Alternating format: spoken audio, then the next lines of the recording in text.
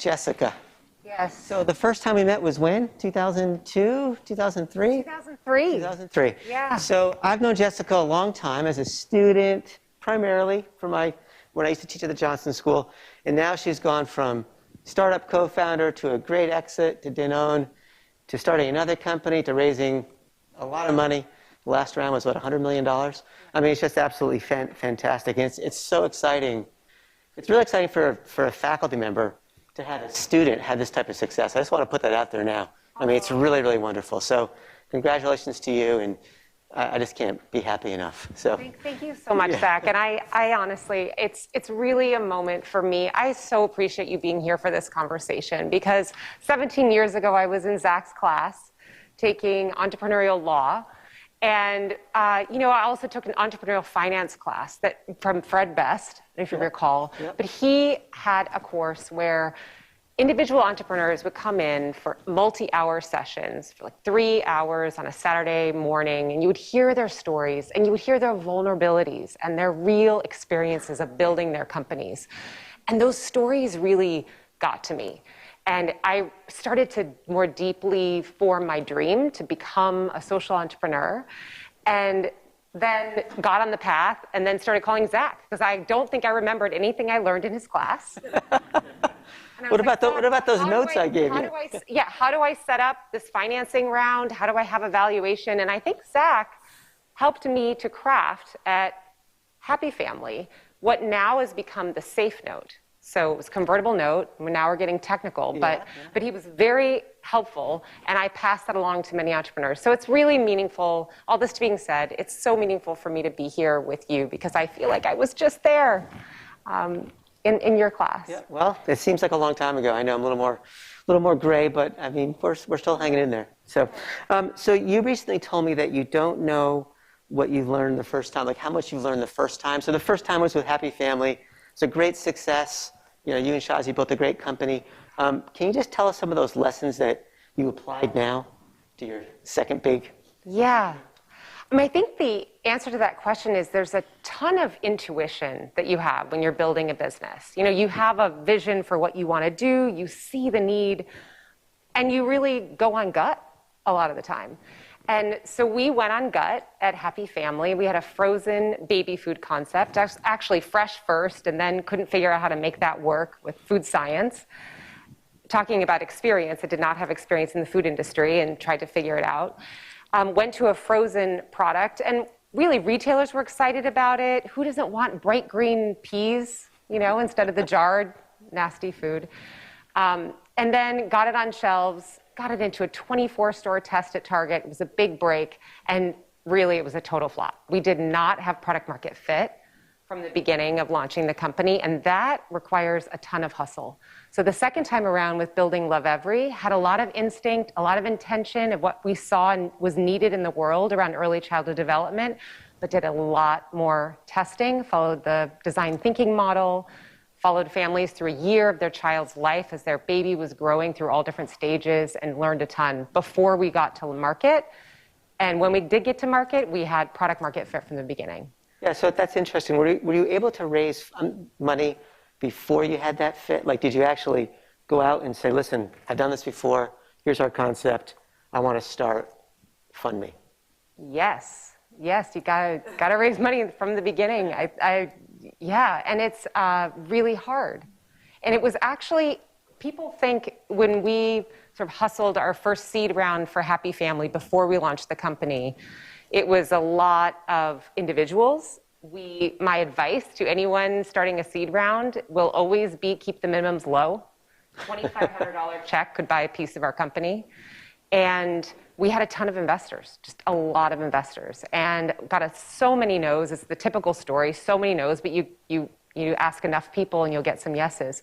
The second time around, you would think I had sold the company with my partner to Group Danone for hundreds of millions of dollars. We had had this big success. Our seed round investors got a 20x return on their investment at Happy Family. You would think that they would be like, yes, of course, like 100% I'll believe in you the second time. And you can see doubt in their eyes is she a one-time success, or could she be a serial entrepreneur? And that doubt can get deep inside yourself too. And, I think that the mindfulness practice that we talked about earlier is so powerful. Yeah. But I felt that doubt coming from the outside world in some cases, and, you have to just push through it. So this is interesting. About how many, like percentage-wise, of your original seed investors, which a lot of them were from the Johnson School, actually, I think, right? Yeah. There were a whole bunch. Yeah. How many of them actually invested in Lovevery?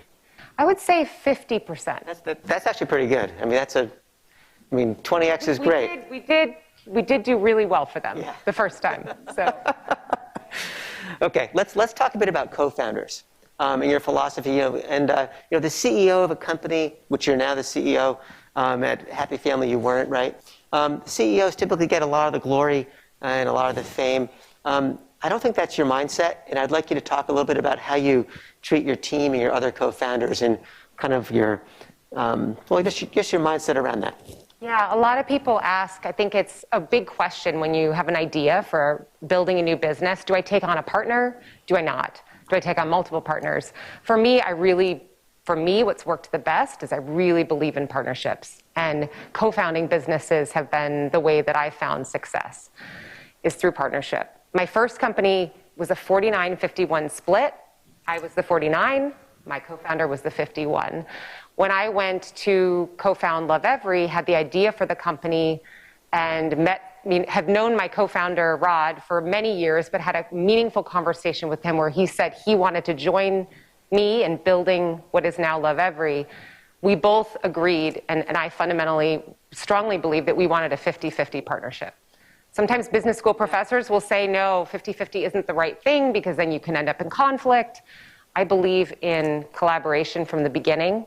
Even if you're the 49, if you don't have consensus with your co-founder, things aren't going to work. Right. So I just want to go on record. I never suggested 51-49 for your first company. Okay. At all. I'm a big believer. No, I remember somebody saying 49-51, and these are the sort of rules, but it wasn't you, Zach. It definitely wasn't me. Okay, so how did you meet Rod? So Rod is my... I'm just curious as to... So I've known Rod for over 20 years because he married my best friend from high school. Wow. So your best friend from high school gets married to Rod. You've known Rod for a long time. You decide, 4 or 5 years ago that you want to start a company, and Rod is the guy?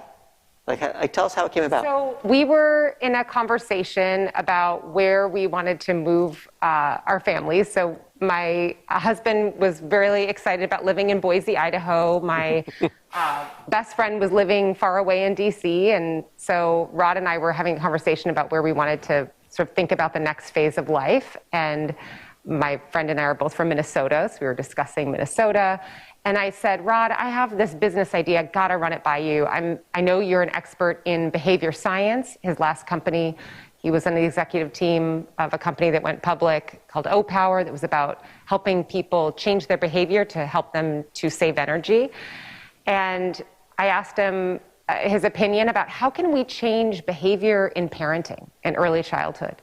And I have this business idea. I think it's going to work, but I really need your input. And he said, that's a really good idea. Why don't we co-found the company? Wow. So it just came out of a conversation. That's actually incredible. And does Rod also live in Boise?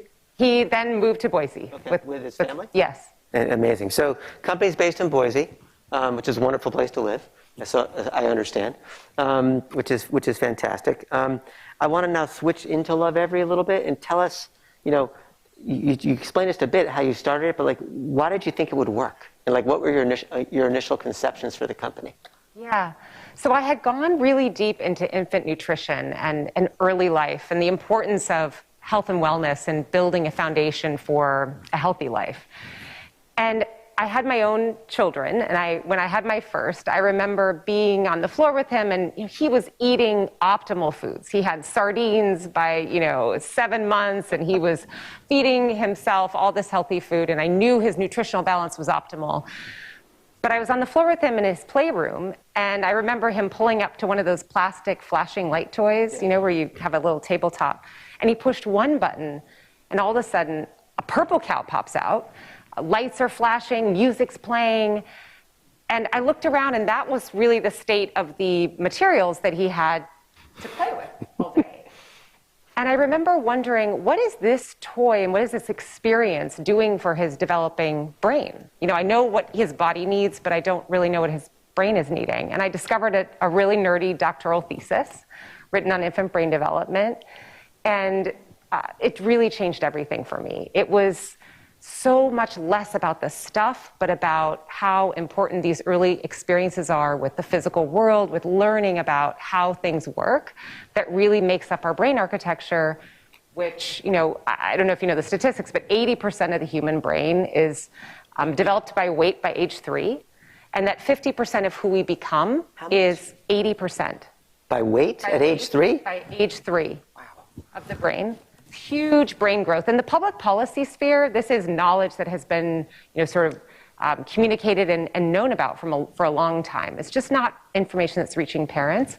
50%, roughly, neuroscientists, you know, sort of roughly align that half of who we become is based on our genetics, but half of it is based on early experiences. So if you can help parents tune in to what's meaningful from a science perspective on what's helpful for a child for their developing mind and their developing body and their sort of becoming a person, you're really in the business of human potential, not in the business of toys. Right.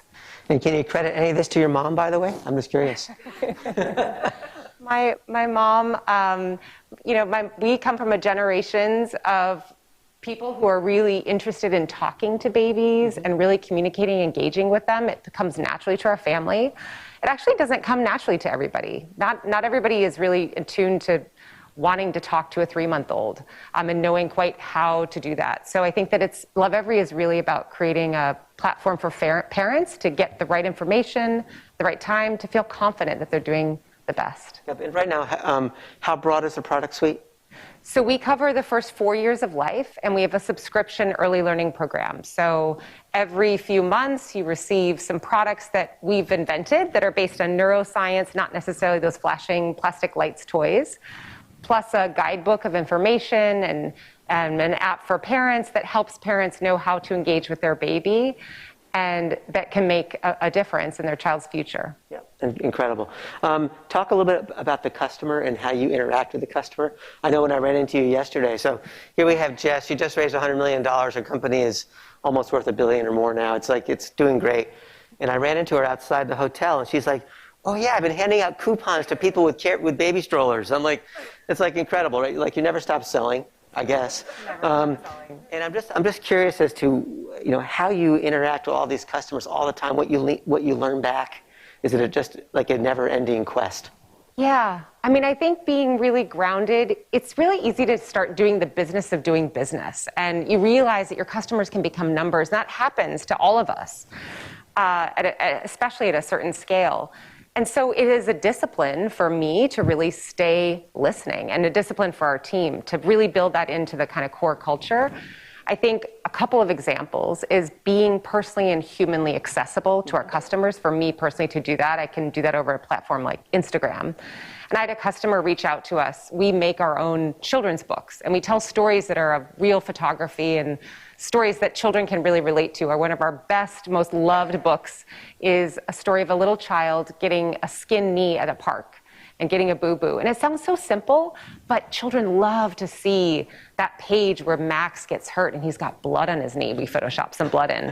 And, you know, and a Band-Aid, and he gets a Band-Aid, and that emotional knowledge is really important for them.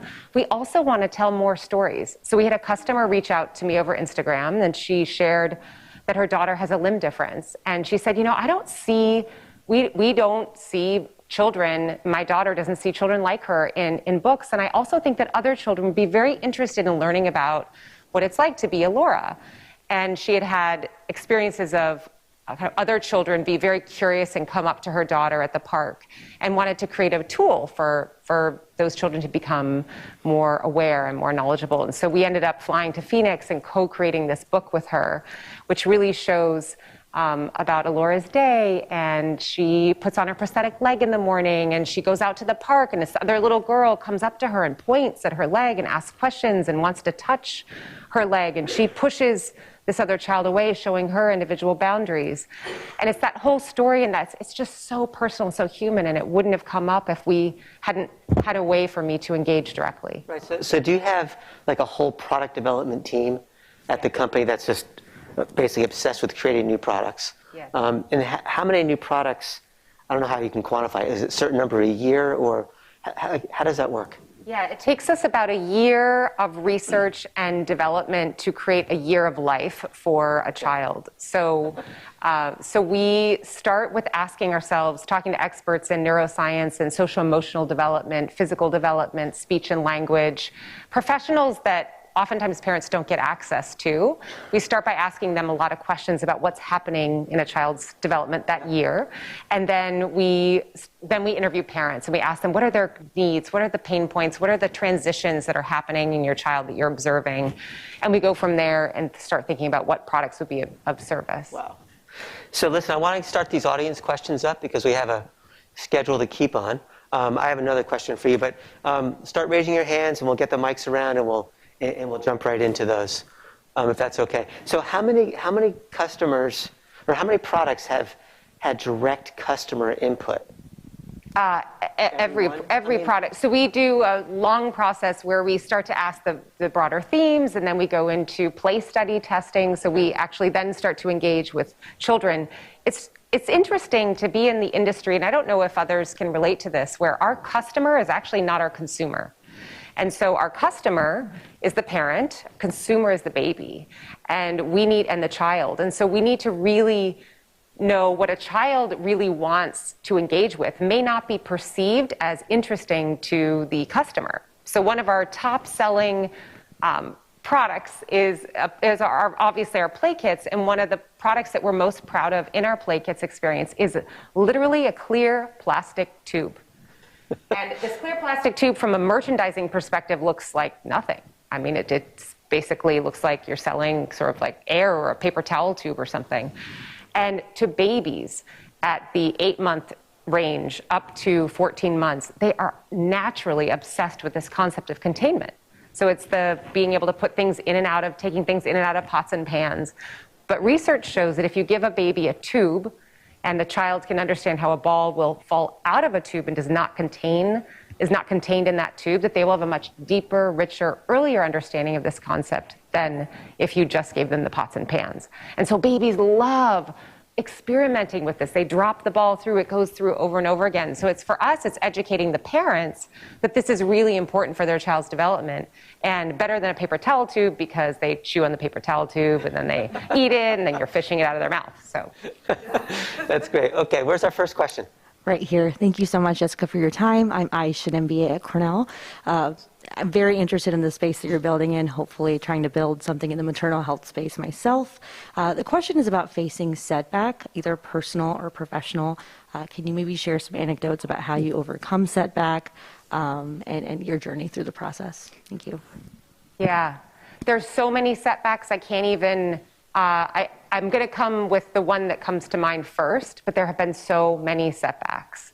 And I think that is the grit that it takes when you're living your purpose and you really believe in what you're doing. You're willing to pivot and you're willing to overcome those setbacks. But I remember speaking to an early and potential investor at Happy Family, who we gave the pitch like we do, and you put one foot in front of the other and you're constantly pitching, and you're pitching to anyone and everyone, and you're really putting yourself out there. And I remember speaking to her, and she was particularly interesting and smart and evil in the sense that she painted a whole picture of what our life was going to become with Happy Family. She said, I've seen this story before. You're going to max out your credit cards. You're going to put mortgages on your house. You're going to believe in this so much. This is going to fail. And I'm here to tell you how to save you from this whole thing, and you should just give up now. That was the investor pitch. That was like we were pitching as an investor, and that was the response that we got. And so, you know, we all have our ways of overcoming. I think for me, it's, I ate some ice cream. And I let myself go to bed. I just went to bed. I was just like, I can't even deal right now. It's just, so you have to feel the feels for a little bit. Just be there with it. But then I think it's figuring out what is that one next step that I can take and getting back to the doing. And in the doing, you become again. And I think that that's oftentimes we let our emotions really take us on whole waves of being productive and then being unproductive because we're following our emotions. And for me, it's about putting our emotions sort of in a place and just saying, I got to get back to doing, because in the doing, you start to build up your esteem again, and you start to realize that it's not about your idea of whether you're going to be wildly successful or not successful. It's actually about the reality. And when you're not launched yet, it's very easy to be in the idea. It's very hard to be in the reality. So just stay the doing, stay the course. If you stay gritty long enough, you'll be able to pivot, and luck will hopefully find you. I knew there was a reason why Cliff went first. This is, I mean, it really pivots right to it. Okay. Yeah, Anna.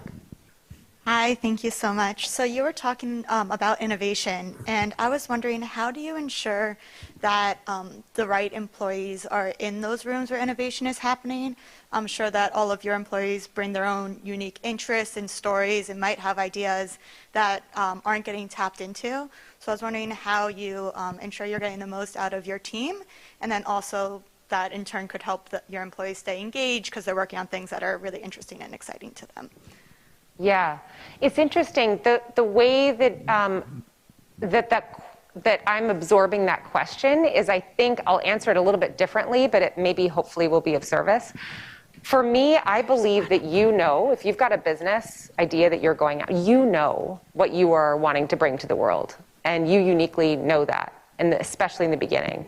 And it's about testing it and validating and understanding and modifying that vision. But it's you that is the one that is holding that. And so for me, the way that I am engaged with innovation, and it doesn't feel as appealing to talk about, because you think of these CEOs or these founders who are, kind of purporting the vision, and the team is the doing, and you're out there, thinking up, ideas. I'm really focused on the details. And so what I do is, in a team, is I work alongside and I scan for issues. And for in the beginning, it's everything is the product. And so I go so deep alongside my team, and I'm right there with them, and I'm in the details. And I remember we read a case study in business school. It was about Meg Whitman at eBay and how she managed her, the way that she managed and led, and it really resonated with me. You scan for issues, and then you go super deep, and you work alongside, and you start to build up, and then you build trust, and you can leave it. So for me, I'm actually very deep in our digital product right now, and I'm not as deep into our physical product, because our physical product team, I've been there, I've been deep. I really feel like it's really working, and the team is just, there's momentum. But we're building a whole new company in digital products for parents only, not digital for children, digital for parents. And that feels really new, and so I'm really in the weeds. Interesting. Yeah. Hi, Jessica. Love what you're doing, by the way. I have a 15-month-old myself, so really interested in this space. From a product perspective, initially, how did you test, or even maybe today if you want to talk about it, how did you test that the product is actually impactful, is challenging the baby cognitively, maybe better than some of the products out there with some of the other incumbents, the bigger ones? And also, when you were starting out, how did you build that credibility that you were indeed better than these incumbents, or your products were actually cognitively more challenging for the babies? How did you go about those two things, maybe?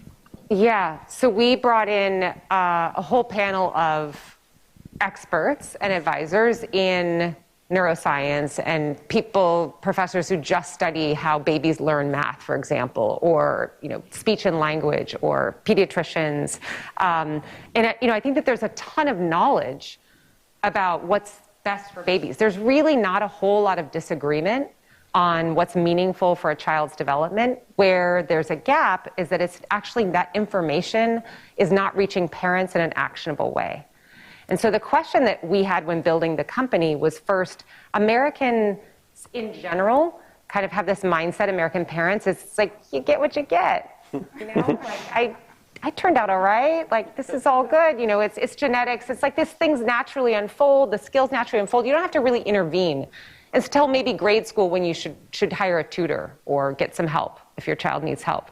And I think that my question in building the business is, could we inspire parents to change that mindset and actually take a mindset that in Europe and in Asia, the feeling is, and the mindset is, it's what you put in is what you get out. So it's actually a lot more about an intentional experiences for children in early childhood could make a huge difference in a person's future. And I think that the public policy world in the US believes that, but not for the kind of everyday parent that would be in our initial target market was thinking that way. So when we tested our experience, we wondered how many citations of research will we have to do to prove that this product was meaningful. We realized that because things were lining up with the science and our advisory board, and it also felt right, like to parents, seeing their baby discover the concept of containment by dropping a ball through a tube felt right and felt better than pushing the button and seeing all the flashing light explosion. You know, that felt better, that parents handed over trust immediately to us. And that's a trust that we hold really dear, but it flowed. Over here. Jessica, thank you for speaking with us. So you mentioned that your customer and your user are not the same. How do you measure success given that you can't exactly ask a baby to rate your product or compare it with, you know, one versus the other one? That's a great question. I think that there's everything from, we're engaging in a randomized controlled trial right now, looking at the ages and stages questionnaire that child development science shows is meaningful for a child's progression. So we're engaging in some data to understand the effectiveness of Lovevery on a child's development. We're also, really feeling getting a lot of feedback from parents that they feel more confident about their parenting. They're feeling more connected to their child. And that is really ultimately our goal, because parents and children connecting in meaningful ways with all the distractions of modern life, of the phones, it's like it really impacts parenting. And so if we get a ton of feedback that that's working, and that we're helping parents, we get love letters from parents, that's a measure of success too. So, and then plus, of course, our subscriber, from a data perspective, how many subscribers did we acquire today? How many are canceling? We have a highly retentive program, so people stay with us. And, the number of subscribers that we get every day is a real, measure of our business potential. Excellent. A couple more. Go ahead. Hi. So I know that you talked about having partners and being 50-50. So I was wondering how you go about conflict resolution in the workplace, especially when you kind of need to get over something to move forward with your business. Yeah, you really talk it out. So I think debate and healthy debate and pushing back on each other is really the sign of a good partnership. And so being able to really do that, sometimes it gets really passionate, sometimes it can get really hard, but staying in it with your co-founder or your partner or your team is really powerful. I think, we aren't a consensus. I don't think that it works to build an entire company out of consensus, but if you can get consensus with your co-founder, that's really powerful and necessary, frankly, to getting to success. Yep. In the back. Jessica, the topic is early childhood education, which is, I guess, your field. Have you been asked to move into daycare schools, or are you thinking about that? Because there is such a dearth of good learning for children. You know that. We all know that, I guess. Yes. I think that's a really great question. We have taken a surface look at the space. I think for us right now, the core of our mission is really at in-home caregiver-child connection. And so that's where we're building our kind of base, but it doesn't mean that, a number of years out that could be something that we could get into. Okay, who has the mic? I can't even tell anymore. Yeah, go ahead. Hi, Jessica. Congratulations on being the Entrepreneur of the Year. Thank you. First off, I was curious about what you talked about in terms of the 1-year life cycle from kind of looking at the best research to developing your product. Given what the gentleman in front of me talked about with incumbents, are you ever worried that the research will change in the span of that life cycle, or that an incumbent might kind of come out with a copycat product with an agile methodology? Interesting. So for us, the research on early childhood is a lot longer spans. There's just a lot more information and data that we've been collecting on humans, and it's so we're not in an environment where things are just changing all the time. So I think that's really reassuring that there's a lot of foundational science that supports what we're doing, and it just supports what's right for children's development. There's a lot of agreement there. In terms of competition, we launched in Europe in August, end of August, and had been building into that business. We launched our subscription program in Europe. That's been really successful. I think for us, we've seen copies of our model globally in different locations. And my mom here has been named our chief revenge officer. So she researches these models, and she's like, she's like, I can't believe they told the same founding story. They even copied the founding story. It's like, so we're seeing that happen, and I think that we need to get global as quickly as we can, and that's part of the Series C financing. So I think that we have some protections, we have some patent protections on some certain products that we've invented, and for the ones that we don't, I think that the model, it's about getting in and competing. All right, one last question in the back. Hey, Jessica. First of all, congratulations on getting close to becoming a unicorn in just 4 years. Also, thanks for sharing your experiences and Lovevery. So I have a really quick question. So you talked about setbacks and pivots. So a lot of times when we pitch to VCs, so there could be a setback stating that, all right, this is not going to work and stuff like that. So when would we know if we need to pivot at that point in time by listening to the VC's words?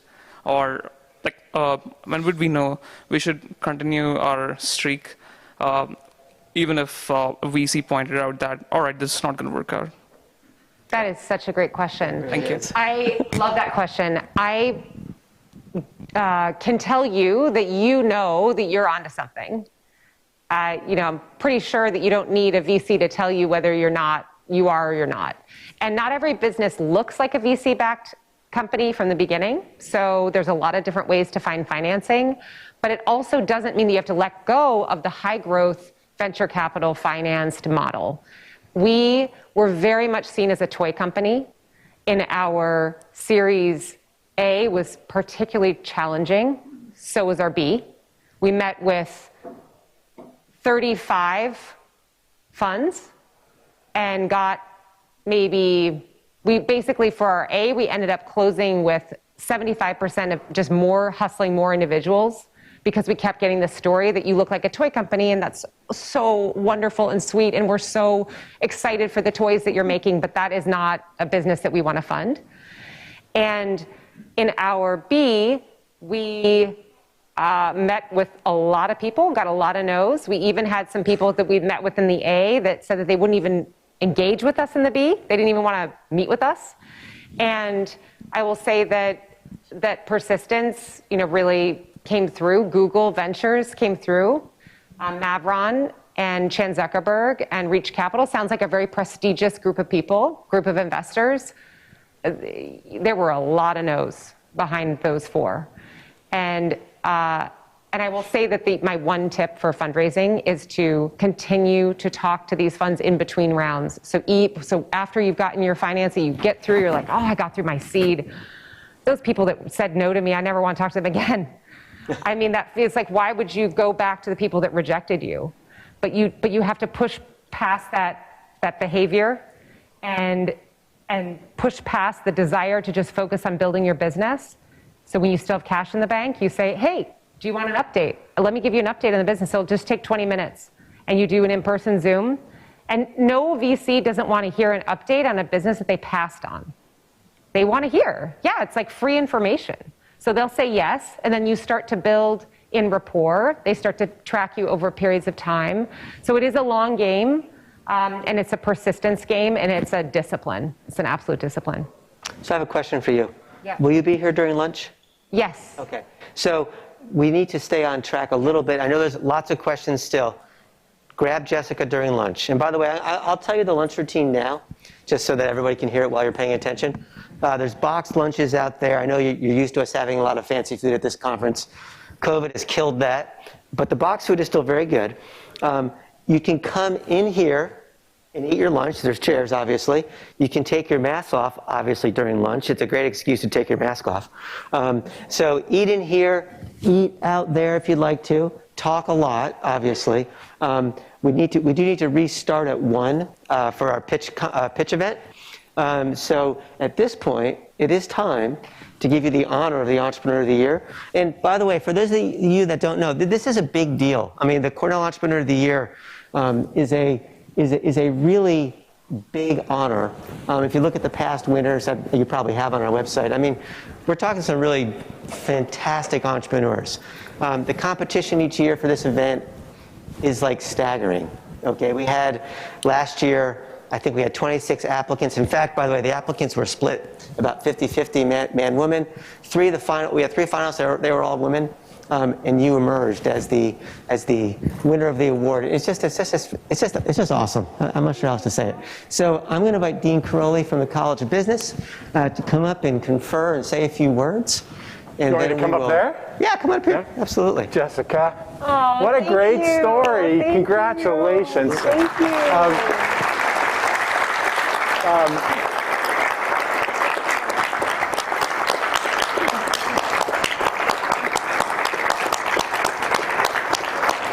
I don't have a lot of words to say, but I was going to echo Zach's emphasis. This is a competitive award. It's a great honor. The Cornell Entrepreneur of the Year Award. He reached out to me and asked me, would you be willing to come and do this? And I said, in a split second, yes.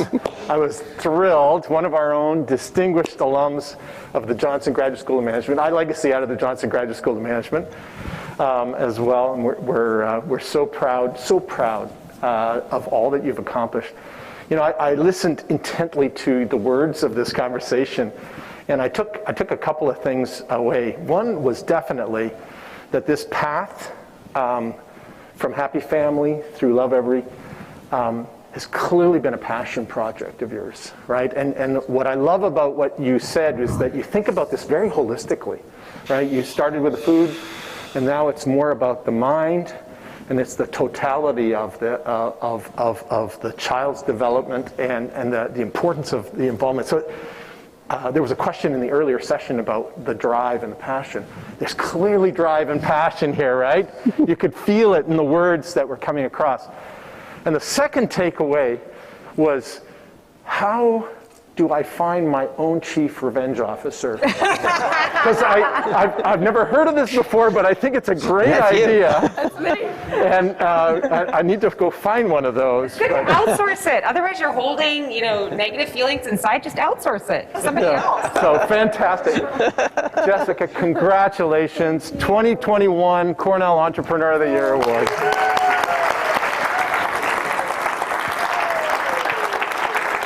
There it is. Look at that. There's a nice invocation there.